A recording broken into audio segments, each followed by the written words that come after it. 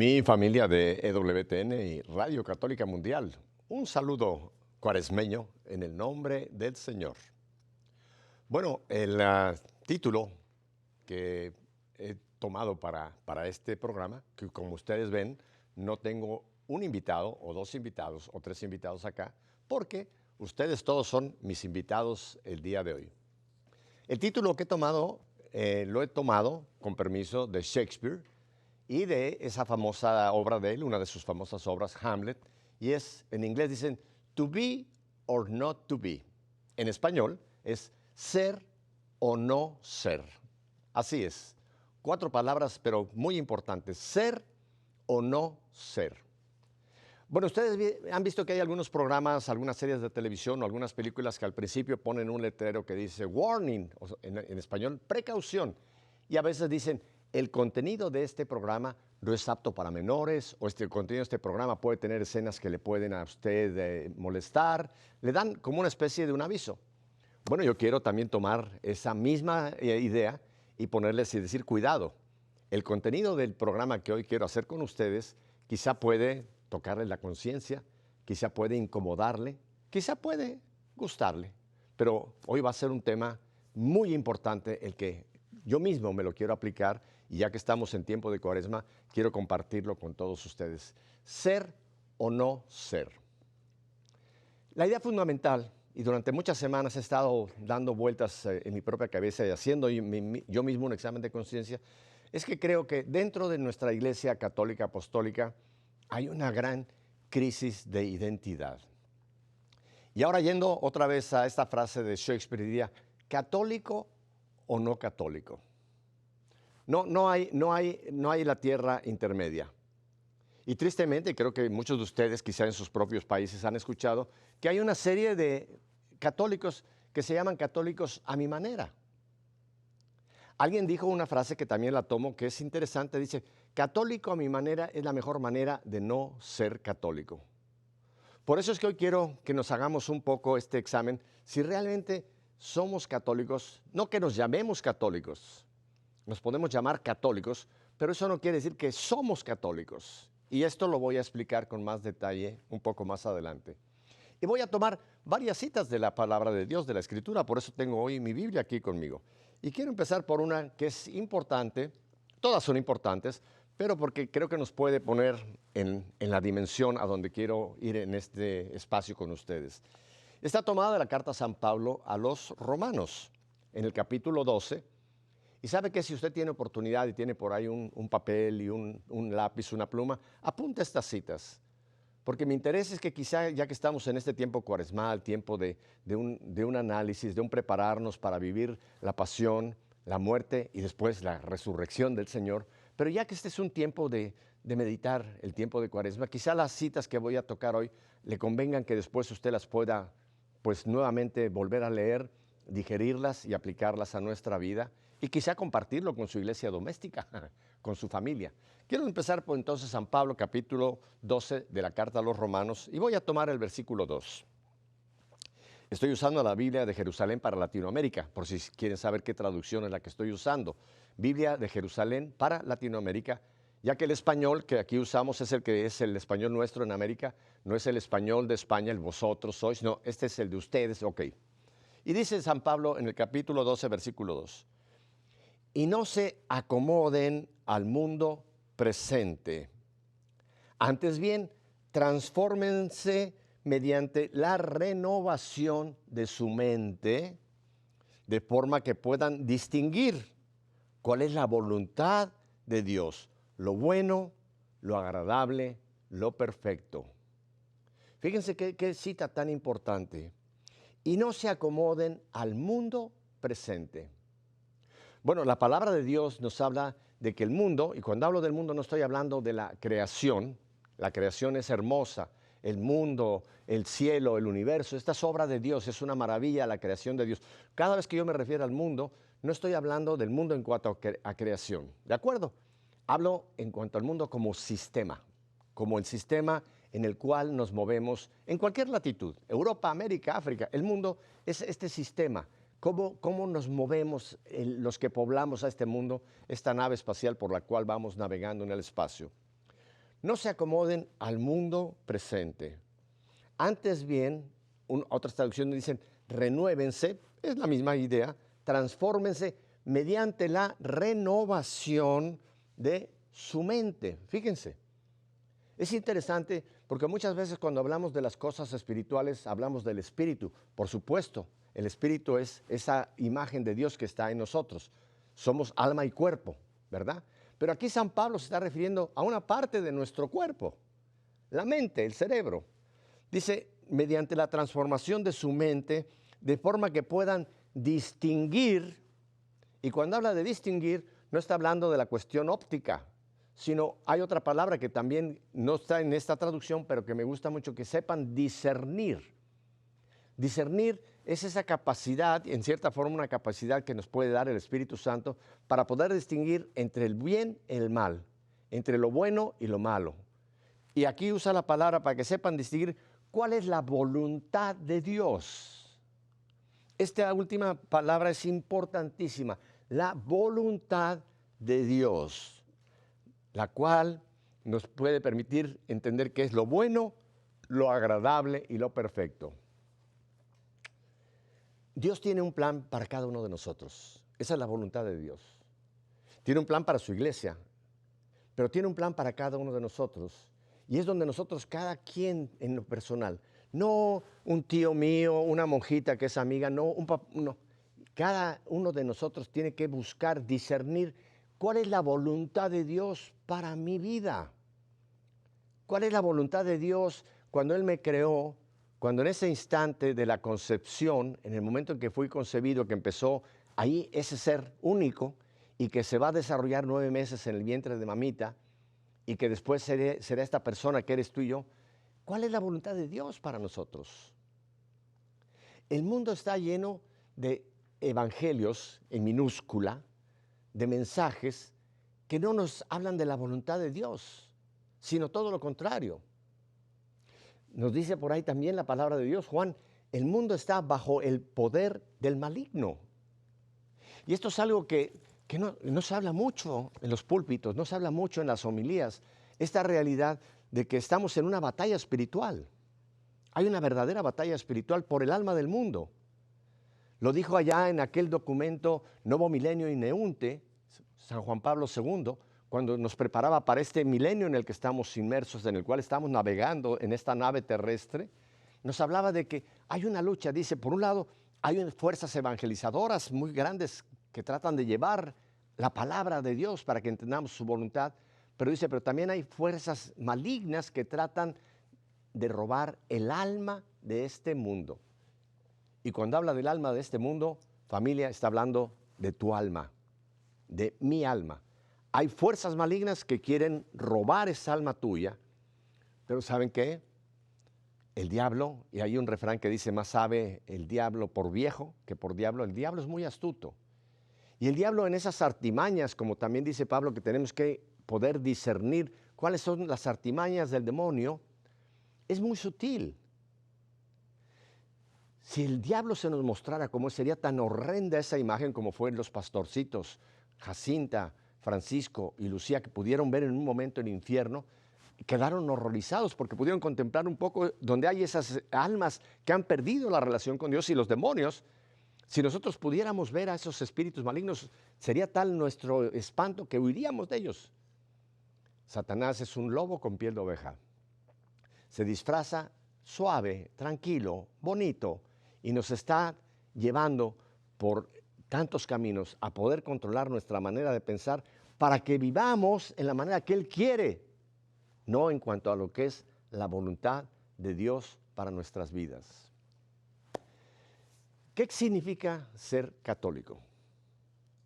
Muchos dirán, bueno, Pepe, ir a misa el domingo, dar alguna limosna en la colecta, que a mí no me gusta la palabra limosna, yo digo es una ofrenda que colaboramos para el mantenimiento de la iglesia del Señor. Pero bueno, hay gente que dice, a mí me bautizaron, me confirmaron, yo hice la primera comunión, no he matado a nadie, no he robado a nadie, cumplo. Hay muchas veces que dice, Pepe, yo cumplo, yo siempre hago todas las cosas por cumplimiento. Alguien una vez me hizo esta frase y me gustó y la uso mucho, ¿no? Cuando hacemos las cosas por cumplimiento, cumplo y miento. Cumplo y miento.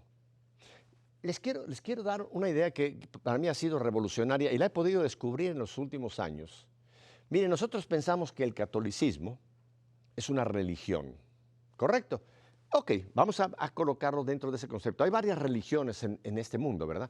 Está el islamismo, está el budismo, en fin, hay otra serie de religiones que tienen sus prácticas, tienen sus liturgias, tienen, etcétera, tienen un contenido. Y nosotros incluimos en la religión católica o pensamos en la religión católica como eso, un conjunto de mandamientos, un conjunto de doctrinas, un conjunto de liturgias. Es cierto, todo eso está ahí.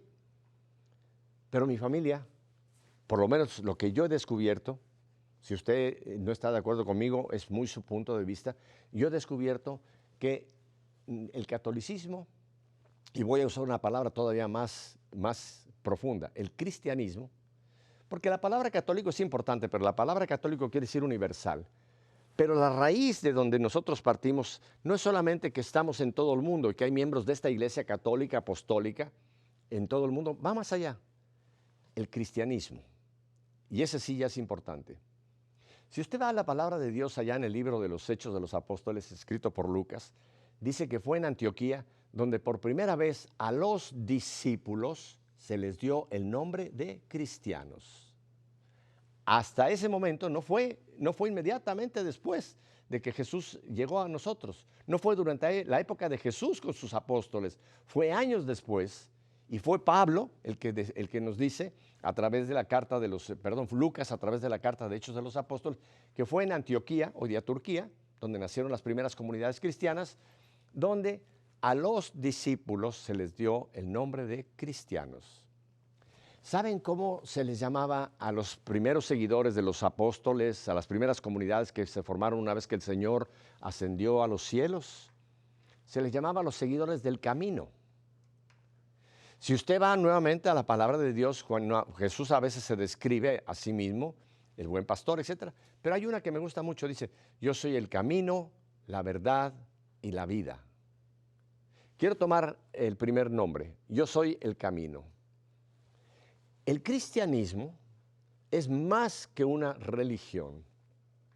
Y espero que ningún teólogo esté temblando y diga, este está diciendo una herejía. No. Repito, es una religión, o sea, tenemos otra vez, vuelvo, doctrinas, tenemos dogmas, tenemos liturgias, pero es más que esto. El cristianismo es un estilo de vida.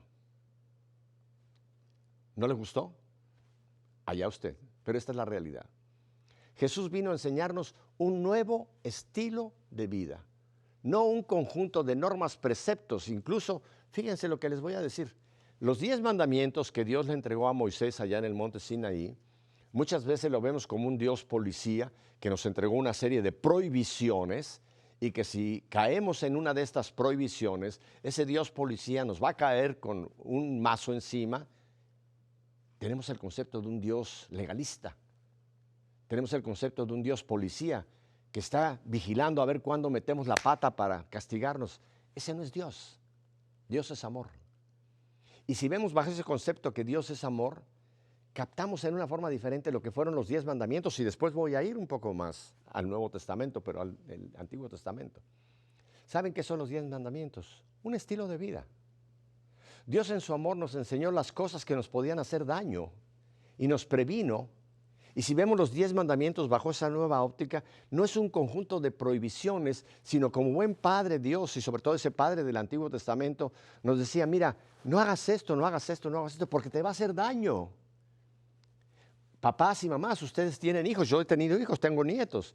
Y muchas veces nosotros a nuestros hijos y a nuestros nietos, por amor, les decíamos, mira, cuidado, no hagas esto porque te puedes dañar, no hagas esto porque te puede hacer, etcétera, ¿me entiende? Dios en su pedagogía, allá en el Antiguo Testamento nos dejó los 10 mandamientos como un estilo de vida.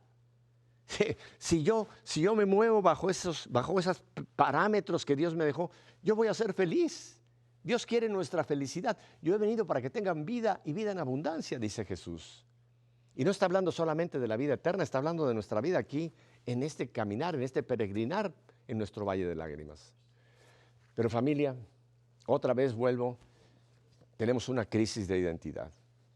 Y por eso decía yo al principio que hay palabras y hay conceptos de lo que voy a hablar que quizá le pueden molestar. Si usted es un católico a mi manera, permítame que se lo diga, usted no es católico. No hay un católico a mi manera. No hay un catolicismo que yo me lo haga como un sastre, que me lo haga a mi medida, a lo que a mí me gusta, a lo que no me gusta. Y tristemente, hoy día hay muchos católicos y cristianos también, que se han hecho su propia religión, se han hecho su propio catolicismo. Y dicen, esto sí me gusta, esto no me gusta. Esto yo lo quito, esto sí lo acepto. Y estamos fabricándonos nuestra propia religión. Haría falta un programa entero para describir cuántas veces nosotros estamos cometiendo ese gravísimo error de hacernos nuestro propio marco, nuestra propia religión. Y decimos, mira, esto es para los muy conservadores, esto es para los muy liberales. A mí me gusta esto y a mí me gusta lo otro. Nuestro querido Papa Benedicto, Papa Emérito Benedicto, antes de ser electo Papa, cuando iba a haber el cónclave, donde se iba a elegir el nuevo Papa, al Papa Benedicto le tocó celebrar, porque fue el celebrante principal, la misa previa a ese cónclave donde después salió el electo. Y ya nos hablaba ahí de uno de los peores venenos que están metidos en el mundo y en la iglesia. Nos habló de la tiranía del relativismo. Fíjese la palabra que usó. Cuando él habló de la tiranía del relativismo en su homilía, hubo muchos católicos que decían, ¿pero de qué habla? ¿Qué le pasa a Ratzinger? ¿Cómo que tiranía del relativismo? Sí, hay una corriente de pensamiento que está metida en la iglesia, que está metida en la mente de muchos de nosotros, que se llama el relativismo. Ya todo es relativo. Si para ti esto está bien, qué bueno. Si para ti esto no está bien, quítalo. Fabrícate, hazte tu propia de acuerdo a ti. ¿Qué dijo el texto que hemos leído de Romanos? Para buscar la voluntad de Dios, no mi voluntad.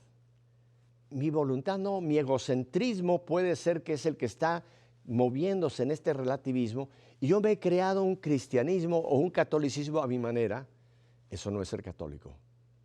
El estilo de vida que el Señor nos dejó, Él nos mostró cuál es la forma de vivir nuestra fe.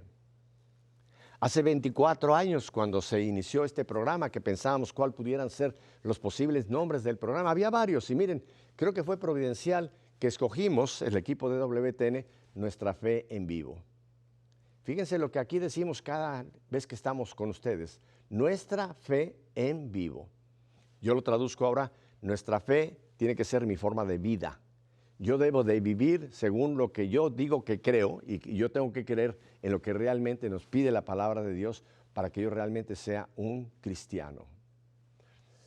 Ay, familia, hemos caído en situaciones muy, muy preocupantes.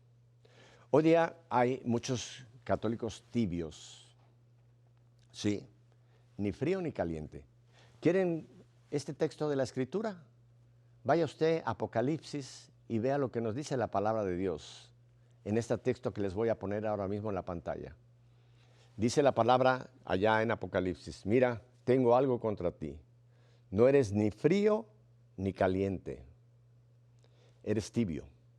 Y esa palabra que usa a continuación es muy fuerte, yo sé que es muy fuerte porque dice, a los tibios yo los vomito de mi boca. Es la única texto que yo reconozco, que recuerdo, que Dios nos dice, yo te vomito, o sea, no te soporto, te tengo que echar fuera de mí.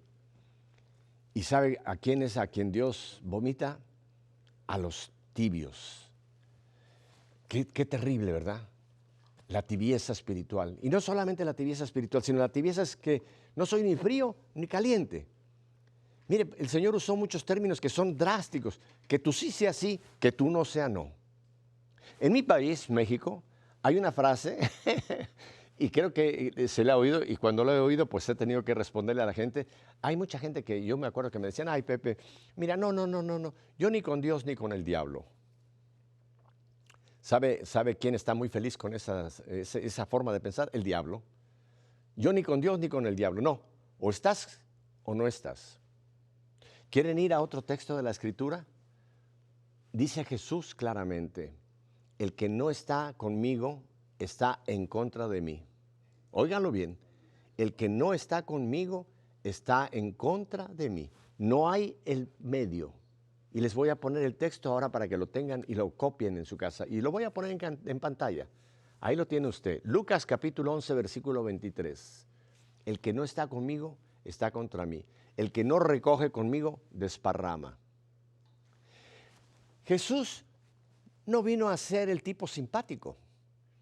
Hay veces que hemos tenido un concepto de Jesús, como a veces lo vemos en algunas estampitas, ¿verdad? Que nos lo presentan con sus cairelitos, con una cara preciosa, hermosa.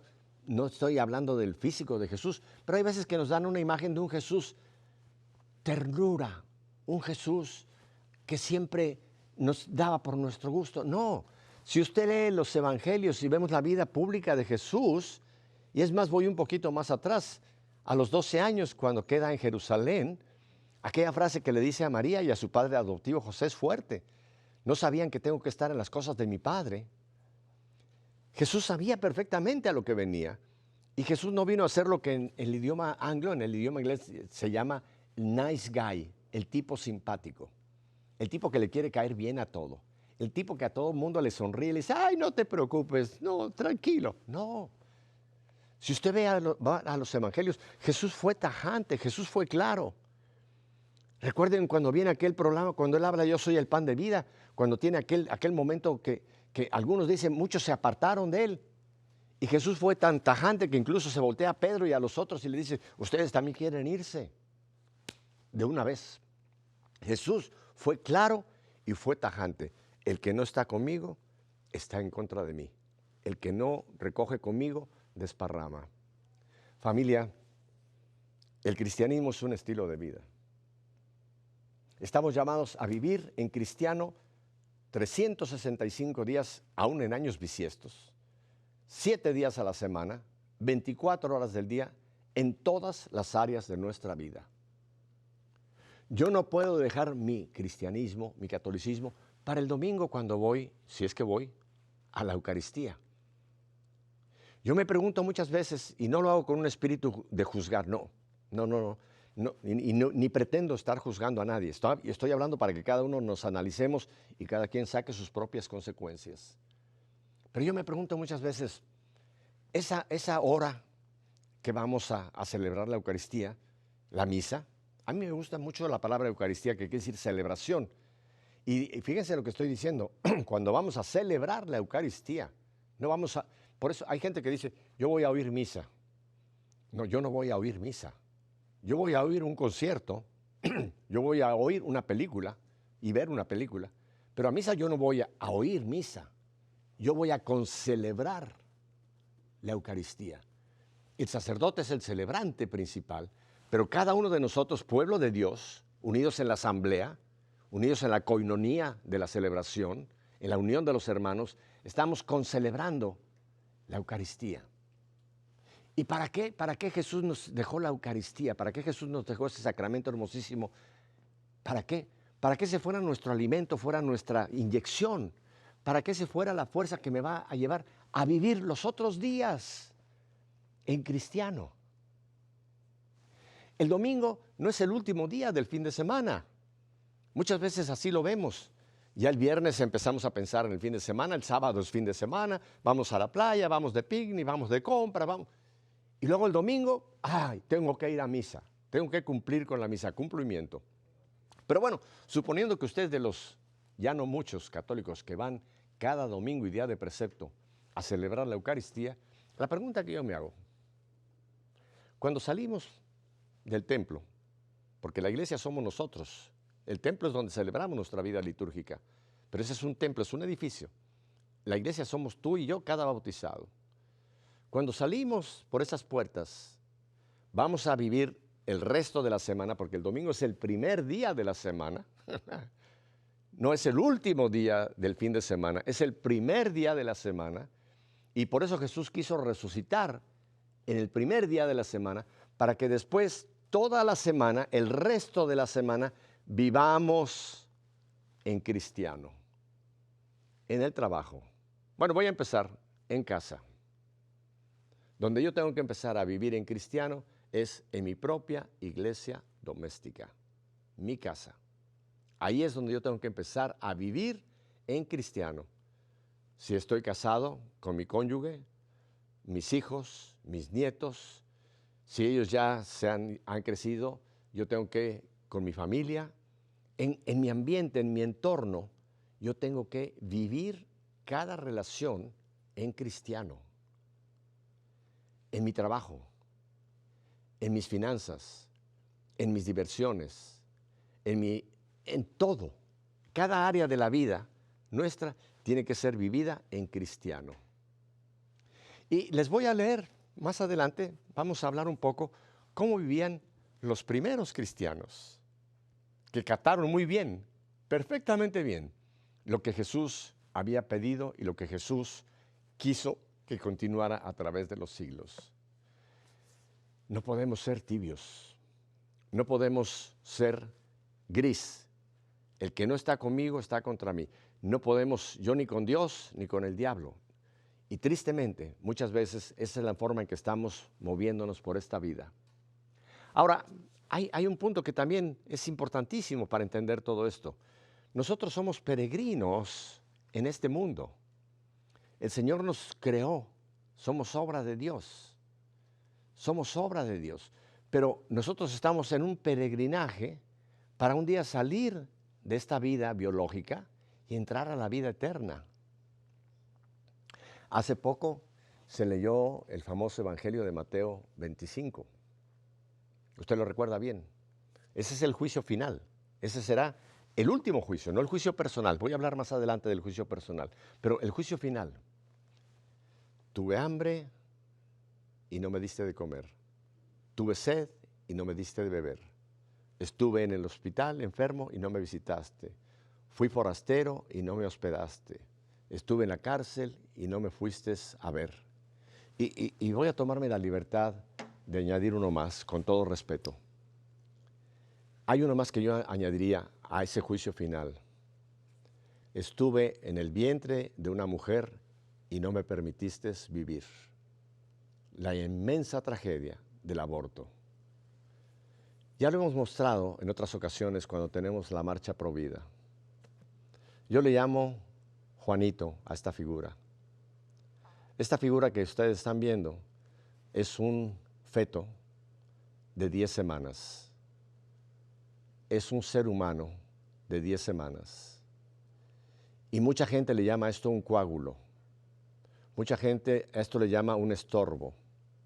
Aquí hay un ser humano con todos sus genes, un ser humano perfectamente creado por Dios, aunque pueda tener defectos físicos. Estuve en el vientre de una mujer y no me permitiste vivir. Y luego viene la contraparte. Tuve hambre y me diste de comer. Tuve sed y me diste de beber. Estuve enfermo y me visitaste. Estuve en la cárcel y me fuiste a ver. Fui forastero y me hospedaste. Y yo añadiría estuve en el vientre de una madre y me permitiste nacer. Es tan seria la situación cuando nosotros caemos, permitimos o somos cómplices de un aborto, que me ha hecho pensar mucho y quiero ir a un texto muy del Antiguo Testamento, del primer libro de la Palabra de Dios. El primer homicidio que tenemos en el libro del Génesis, capítulo 4, cuando Caín mata a su hermano Abel. Y esta palabra la vamos a escuchar los que en alguna forma hemos sido cómplices de un aborto. Yahvé dijo a Caín, ¿dónde está tu hermano Abel? Contestó, no sé, ¿soy yo acaso el guardián de mi hermano? Qué respuesta de Caín. Y después, ¿sabe qué le dice el Señor? Maldito seas, lejos de este suelo que abrió la boca para recibir de tu mano la sangre de tu hermano. Abel es cada una de estas criaturas que no les hemos permitido, que las hemos matado. Porque, y no voy a hacer mucha más apologética del aborto, pero quédese con esto. Cada aborto es un asesinato. Y si no lo hemos nosotros directamente, a alguien cercano a nosotros, consentido, si en cierta forma aprobamos, somos cómplices. Por eso le dije, cuidado con lo que vamos a hablar en este programa, lo puede inquietar. Si lo está inquietando, me alegro mucho. Voy a estos breves mensajes y vuelvo porque ahora les voy a hablar cuál es el camino de vivir en cristiano. Quédese conmigo.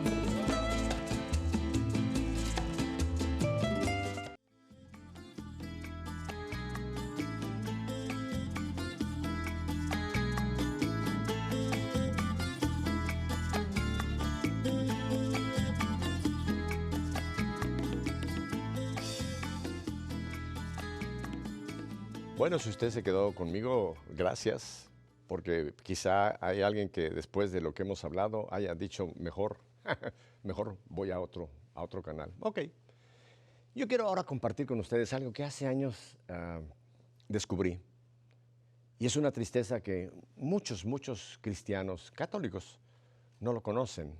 No es la palabra de Dios. Ustedes ven que han puesto por aquí, he puesto mi Biblia, porque aquí tengo lo que quiero compartir. Esta es una carta que se supone fue escrita sobre fines del siglo II, de los primeros cristianos. Y se llama Carta a Diogneto, no Diogeneto, Diogneto, por si usted luego la quiere buscar en internet. Consta de varios temas, habla de los paganos, habla de los judíos y de ciertas tradiciones judaicas que los cristianos quizá no debemos tomar. Hay cosas del judaísmo. Jesús fue judío y hay mucho del judaísmo que está en nuestro cristianismo. Pero hay en la sección tercera, en la tercera sección de esta carta a Diogneto, se supone que Diogneto puede ser quizá un nombre ficticio y quizás se está refiriendo a fue escrita en Grecia, se supone, en Atenas. Se supone que era alguien que tenía interés en conocer qué eran los cristianos. Les llamaba la atención quiénes eran los cristianos. Y parece que esta carta a Diogneto puede ser quizá escrita a un emperador, a Marco Aurelio. No hay certeza, porque el documento original, desgraciadamente, cuando hubo la guerra con Prusia, en una biblioteca, me parece que Estrasburgo, en Alemania, hubo un incendio y el único documento que venía muy antiguo se quemó. Pero ya había salido, ya se había impreso, en fin, la tenemos esta carta a Diogneto y los eruditos dicen que es la original, o sea que no es algo alterado. Esta carta a los cristianos, la vida de los cristianos, repito, fue sobre el siglo II, y aquí habla en el tercer capítulo, o el tercer apartado, en aquel tiempo no había todavía los capítulos, en el tercer apartado habla los cristianos en el mundo. Ya, el título ya es interesante. Los cristianos en el mundo. Miren, quiero volver rápidamente al Evangelio de San Juan, en el capítulo 17. Jesús está haciendo su última voluntad, su testamento. Ya ha terminado la cena pascual, está a punto de iniciarse la pasión, la traición de Judas en el huerto de Getsemaní. Pero bueno, Jesús está orando previo al inicio de su pasión. Está haciendo su última voluntad. Y es interesante que en ese capítulo 17 le dice Jesús a su Padre: Padre, te pido por los que están en el mundo, no para que los saques del mundo, sino para que los protejas del maligno. O sea, Jesús sabía perfectamente bien que sus discípulos, que su iglesia iba a permanecer en el mundo. Y ya Jesús pedía: no te pido que los saques del mundo, sino que los protejas. Y es que hay gente que piensa que para vivir el cristianismo, esta vida cristiana que yo hablo, hay que ser monje, vivir en un monasterio, o ser monja y vivir en un convento. No, Señor, qué bueno que tenemos monjas que viven en monasterios, qué bueno que tenemos monjas que viven en conventos y algunas de clausura que no ven el mundo, están orando por nosotros, son importantísimas dentro de la iglesia. Pero al resto de los cristianos, el Señor nos quiere en el mundo. Sí, Señor. Ahora, de una vez hago la salvedad. Nos quiere en el mundo, pero no mundanos, no mundanizados. Y por eso el Señor, si usted va a Mateo, va a los evangelios, cuando el Señor nos da la gran comisión, nos envía: vayan a todos los rincones de la tierra. Y quiero simplemente parafrasear estos textos de Mateo, Lucas, cuando el Señor dice: vayan, hagan discípulos. El Señor quiso que nosotros cristianizáramos al mundo y no lo hemos cumplido. En este momento, si hacemos un análisis sincero, somos una minoría los cristianos en el mundo, en la totalidad de la población mundial. Y la realidad, no hemos cristianizado el mundo. Los primeros cristianos, Pablo, Pedro, Andrés, Santiago, Juan, salieron. Y en aquel tiempo realmente el evangelio se extendió en lo que en aquel tiempo era el mundo conocido. Los primeros cristianos cumplieron, de hecho salieron y fueron buscando hasta los últimos rincones. Pero hoy día nosotros damos por hecho de que ya el mundo está cristianizado. Lejos de eso, no. El mundo no está cristianizado, familia. El mundo está mundanizado. El mundo nos ha hecho mundanos y no nosotros cristianos al mundo.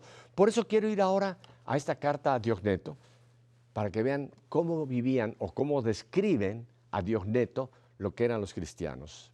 Y voy a leer textualmente. La tengo en una cartulina, porque esto lo usa bastante, y para que me dure un poco esta copia que tengo. Así que aquí les va. Carta a Diogneto. Los cristianos no se distinguen de los demás hombres ni por el lugar en que viven, ni por su lenguaje, ni por sus costumbres. Quiero aclarar, no está hablando que los cristianos sean mundanizados, no. No hablan en arameo, que fue la lengua de Jesucristo, aunque todavía se habla el arameo en Siria y en algunos lugares del Medio Oriente. No, está hablando, no tienen un lenguaje cristiano para ellos solos hablarse entre ellos. No, Señor, no. No se distinguen los demás hombres por el lugar en que viven. Miren, hay ciertos grupos cristianos, por ejemplo, ¿qué le voy a decir? Los Hamish, que sí viven en huertas, viven en granjas, se apartan del mundo, no quieren tener luz eléctrica, en fin, qué bueno, o sea, no los critico, qué bueno, pero en cierta forma se apartan del mundo para poder vivir sus tradiciones. Repito, que Dios los bendiga, pero ese no es el plan de Dios para todos nosotros.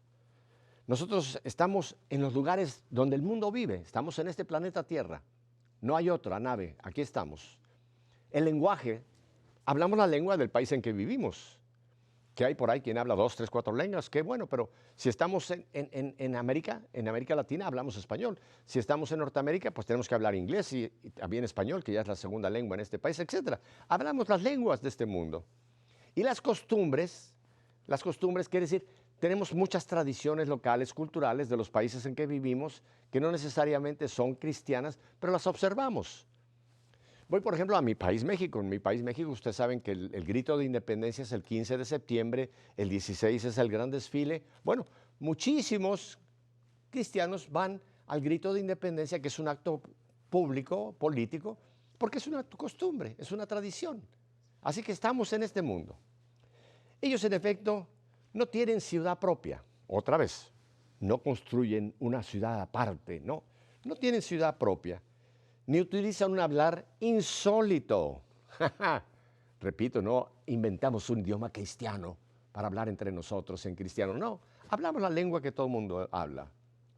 Ni llevan un género de vida distinto. Ahora, aquí aclaro, no está diciendo que sean mundanizados, pero viven una vida, usted, los católicos, los cristianos, estamos en los negocios, estamos en la economía, estamos en la política, estamos en los deportes, estamos en el arte, estamos en la sociedad en que nos ha tocado, ahí estamos. Su sistema doctrinal, aquí viene ya la parte más aguda, su sistema doctrinal no ha sido inventado gracias al talento y especulaciones de hombres estudiosos. Nuestro sistema doctrinal nos lo reveló Jesucristo y el Antiguo Testamento, Dios. Es el que nos ha hecho la revelación de cuál es el camino, cuál es el estilo de vida que Dios quiere de nosotros. Ni profesan como otros una enseñanza basada en la autoridad de los hombres. No. El cristianismo no es un sistema económico, no es un sistema político, aunque tenemos que estar en la economía, tenemos que estar en la política, tenemos que estar en los deportes, tenemos que estar en los medios de comunicación. Esto es lo que nos está empezando a describir en el siglo II. Viven en ciudades griegas y bárbaras, según les cupo de suerte, según las costumbres de los habitantes del país, tanto en el vestir como en su estilo de vida. Y hay que entender muy bien lo que aquí nos está diciendo, que vivimos ese estilo de vida. No somos una rareza aparte, escondida. viviendo que no nos vean, que porque tenemos algo. No, no, no. Estamos en el mundo sin ser del mundo. Quiero ir un poquito más abajo, porque no me queda mucho tiempo, para que lean esto. Habitan en su propia patria, pero como forasteros. Toman parte en todo como ciudadanos, pero lo soportan todo como extranjeros. Dice claramente la palabra de Dios, nosotros somos ciudadanos del cielo, pero vivimos en la tierra. Y como tal, nosotros, aunque estamos en una patria, sabemos que nuestra patria es el cielo. Aquí estamos en tránsito. Y no reniego de que seamos mexicanos, salvadoreños, ecuatorianos, peruanos, colombianos, no, no. Vivimos y tenemos esa identidad étnica en las patrias, pero sabemos que aquí no está nuestro final. Nuestro final está arriba, nuestra patria es el cielo. Toman parte en todo como ciudadanos, pero lo soportan todo como extranjeros. Toda tierra es extraña, es patria para ellos, pero es extraña. Pero están en toda patria como en tierra extranjera. Ahora, aquí viene algo fuerte. Igual que todos, se casan y engendran hijos, pero no se deshacen de los hijos que conciben. El aborto. El aborto no es algo nuevo, no es algo del siglo XX, XIX, no. El aborto, tristemente, viene en toda la historia. En toda la historia, ya en el siglo II, había abortos, sí señor, ya había. Hoy día es una tragedia que, dado los medios de comunicación, podemos ver lo terrible que es. Pero fíjense lo que dice, engendran hijos, pero no, y yo diría, no los abortan los hijos que conciben. Tienen mesa en común, pero no el lecho, el adulterio. Ya lo dice claramente este tratado. Tienen mesa en común, pero no el lecho. Cuidado con todo lo que es hoy día el adulterio. Ahora, viven en la carne, pero no según la carne. Viven en la tierra, pero su ciudadanía está en el cielo. Obedecen las leyes establecidas y con su modo de vivir superan estas leyes. Ven cómo el cristianismo es un estilo de vida. Yo tengo que observar las leyes de tráfico, las leyes de la economía, las leyes del comercio, yo tengo que observarlas, pero tengo incluso que superarlas, porque estamos viviendo con una mentalidad diferente, no la mentalidad del mundo. Se les da muerte y con ello reciben vida. Ha habido más mártires por la fe en el siglo XX y XXI que en todos los demás siglos de la Iglesia, incluyendo la época de la persecución de los primeros cristianos. Hoy que usted y yo estamos aquí compartiendo, quizá hay gente que está muriendo en alguna parte del mundo por su fe. Hay una persecución en muchas partes del mundo sanguínea hacia los cristianos. Se les da muerte y con ello reciben vida. Son pobres y enriquecen a muchos. Y no estoy hablando de la pobreza del paupérrimo, del que no tiene, no. Nuestra pobreza es una pobreza espiritual que aunque poseemos, no estamos aferrados a lo que poseemos. Esa es la pobreza que debemos continuar. Somos pobres, pero damos vida a muchos, nos enriquecimos. Carecen de todo y abundan en todo. Sufren la deshonra y con ello les sirve de gloria. Hay países como esa isla del Caribe, que tiene 50 y pico años bajo el comunismo, donde al llegar aquel régimen malvado que aún se mantiene en Cuba, a muchos era una deshonra llamarse católicos. Incluso les podía costar el trabajo, les podía costar el no ascender por ser simplemente cristianos católicos. Sufren detrimento en su fama y con ellos atestiguan su justicia. Son maldecidos y bendicen. Hoy día los medios de comunicación, la prensa, el entretenimiento en este momento se ríe de los cristianos. Sí, hay películas que están tratando con todo propósito ridiculizarnos a los cristianos, hacernos ver como gente rara, como que somos unos fanáticos que no estamos de acuerdo al mundo. O sea, hoy día tratamos esto, se nos deshonra. Son tratados con ignominia y ellos en cambio devuelven honor. Hacen el bien y son castigados como malhechores. Y al ser castigados a muerte, se alegran como si se les diera vida. Qué dicha que tenemos esa sangre de los mártires, ¿verdad? Solamente por mencionar uno, los que murieron en la guerra cristera en México. esa sangre de esos católicos que por defender su fe fueron matados, esa sangre de ellos ha dado vida. Los judíos los combaten como extraños y los gentiles los persiguen. Y sin embargo, los mismos que los aborrecen no saben explicar el motivo de su enemistad. Este es el mundo actual. Nos persiguen y nos ridiculizan a los cristianos. Ahora, ponga atención, porque aquí viene lo más retante, lo que más nos reta de esta carta a Diogneto, y esto es para nosotros hoy día, siglo XXI. Para decirlo en pocas palabras, los cristianos son en el mundo lo que el alma en el cuerpo. Fíjense, esta imagen es impresionantemente importante. Nosotros estamos supuestos a ser el alma de este cuerpo que es el mundo. ¿Qué pasa cuando el alma se separa de este cuerpo mortal? El cuerpo muere. La vida biológica termina. Cuando el alma se separa, lo que llamamos nosotros muerte, yo le llamo tránsito, porque transitamos a la vida eterna. Los cristianos son en el mundo lo que el alma es para el cuerpo. En efecto, el alma se halla esparcida por todos los miembros del cuerpo. Así también los cristianos se encuentran dispersados por todas las ciudades del mundo. Mi pregunta es, donde quiera que haya un cristiano, ¿tú eres alma para esa sección del mundo, de ese cuerpo que te ha tocado vivir? El alma habita en el cuerpo, pero no procede del cuerpo. Es la imagen de Dios. El alma invisible está encerrada en la cárcel de un cuerpo visible. Los cristianos viven visiblemente en el mundo, pero su religión es invisible, es vida. No prácticas que queremos que la gente vea. Nuestra religión es vida. Y no andamos diciendo, mira cómo vivo. No, la gente se tiene que dar cuenta, la gente nos va a ver. Eso invisible que representa nuestra vida se va a hacer visible para ellos. La carne aborrece y combate al alma. Sin embargo, recibe de ella agravio, sin recibir agravio alguno de ello, porque le impide disfrutar de los placeres. Cuando nosotros vivimos según la carne no quiere lo religioso. Yo viví una época de mi vida en esta situación. Yo no quería saber nada de religión, nada de iglesia, nada de mandamientos, nada, porque quería exactamente esto, disfrutar de los placeres. Yo lo he vivido, hermanos, y yo sé que cuando yo estaba en ese tiempo de vida, yo aborrecía la religión, el catolicismo, el cristianismo. No quería saber.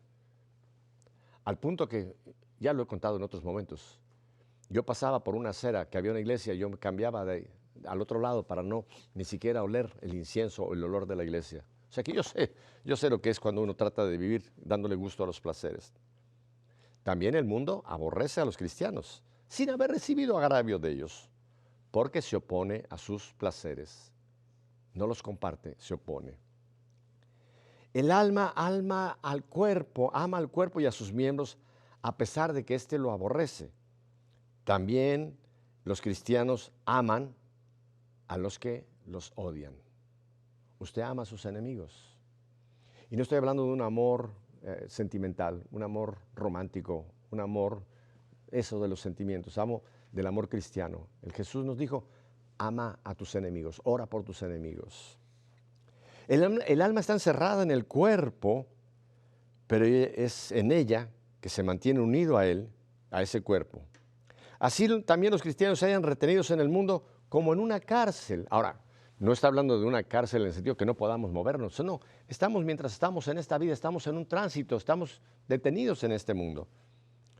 Pero ellos son los que mantienen la trabazón del mundo. Hemos fallado en esto. No somos la trabazón del mundo. El alma inmortal habita en una tienda mortal. También los cristianos, oigan lo que he dicho desde un principio, viven como peregrinos en moradas corruptibles, lo que se va a quedar, mientras esperan la incorrupción celestial. Familia, estamos de tránsito aquí. Si en esta cuaresma solamente nos llegáramos a convencer que estamos de tránsito aquí y que va a llegar el momento cuando esta alma, ahora hablo del alma de cada uno de nosotros, se separe del cuerpo, el momento de la transición, del viaje, del tránsito, va a llegar nuestro juicio personal.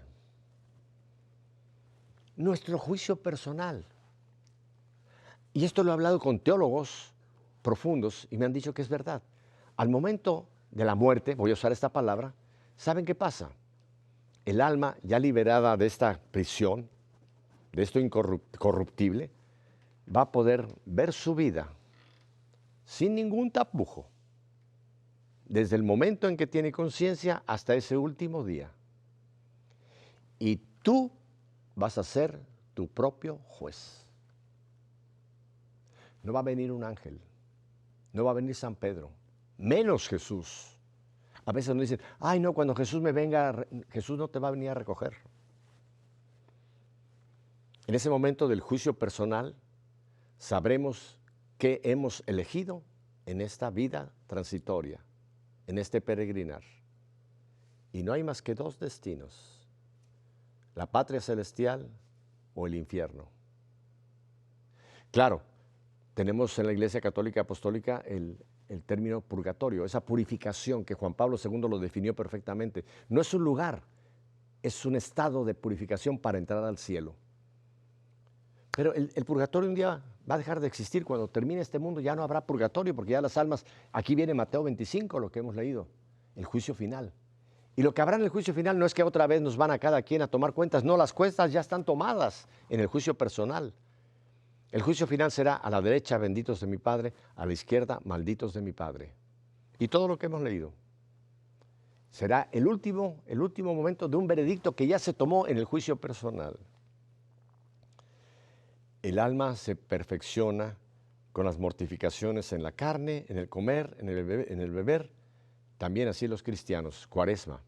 Un tiempo donde podemos tomar ciertas prácticas que nos pueden ayudar ¿a qué? A mortificarnos, para entender que esta carne, este cuerpo es corruptible, es mortal, no es nuestra morada eterna, familia. Es un estado de préstamo que nos dio el Señor con este cuerpo, que algún día al final resucitará el cuerpo glorioso, pero otro día hablaré de ello en otro programa. Tan importante, y aquí termina esta tercera parte de esta carta de Diogneto, tan importante es el puesto que Dios les ha asignado, que no les es lícito desertar. No nos es lícito desertar. To be or not to be. Ser o no ser. Yo te dejo esta meditación para esta Cuaresma. Piénsalo bien. Búscala, la puedes tú buscar. No les he mostrado un documento secreto que está en los archivos secretos del Vaticano, no. Incluso esta versión que yo he tomado está en el Vaticano, en las páginas del Vaticano. Pon carta a Diogneto y ahí la vas a encontrar. Léela con calma esta Cuaresma. Compártela con tu iglesia primitiva, tu iglesia primera, tu iglesia privada, tu iglesia que es tu hogar. Porque esto es para vida eterna, no para esta vida. Y muchas veces en Cuaresma hacemos prácticas que, repito, están bien. Rezo más, ayuno, hago obras de misericordia. Todo eso está bien, todo eso está bien. No me vayan a malentender. Pero más importante es que en esta Cuaresma nos hagamos este análisis. Ser o no ser. ¿Está conmigo o está contra mí? ¿Derrama o recoge conmigo? Yo me hago este cuestionamiento. No les he venido a ustedes a dar cátedras ni lecciones. Yo me hago constantemente esta misma pregunta. ¿Soy o no soy? Y de eso depende dónde vamos a estar para la eternidad. Así de serio es este asunto. Yo sé que quizás ha sido duro, yo sé que quizás les ha incomodado, pero esta es la realidad. Y hay que dar gracias a Madre Angélica, a EWTN, a Radio Católica Mundial, que nos permiten hablar de estas cosas para llevarlas a vida. Nuestra fe en vivo. Y si todavía tengo amigos, la próxima semana volveremos nuevamente. Así que mi deseo es una Cuaresma provechosa. Y si Dios nos concede una semana más, aquí volveré con ustedes la próxima semana. Mientras tanto, que el Espíritu Santo los ilumine y les enseñe lo que hemos hablado en este día. Hasta la próxima semana. Bendiciones.